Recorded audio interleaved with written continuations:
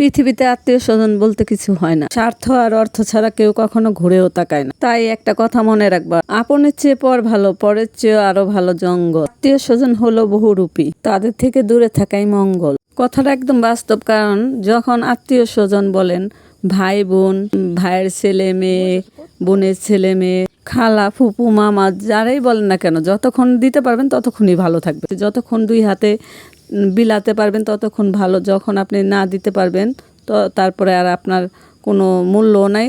এর আগে যখন দিতে পারবেন তখন হ্যাঁ আপনি অনেক ভালো, আপনার মতো মানুষ হয় না, আপনি অনেক উদার মনের মানুষ, আপনি এরকম ব্লা ব্লা ব্লা। তবে যখন নাকি আপনি ওনাদের স্বার্থ অনুযায়ী স্বার্থ পূরণ করতে পারবেন না, তখন আপনি হয়ে যাবেন খারাপ। তখন আপনার চেয়ে বড় খারাপ আর এই পৃথিবীতে কেউ নাই। ওদের চোখে আপনি সবচেয়ে খারাপ এবং কালপিট।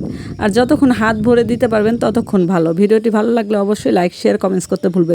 ফলো দিয়ে পাশে থাকবেন।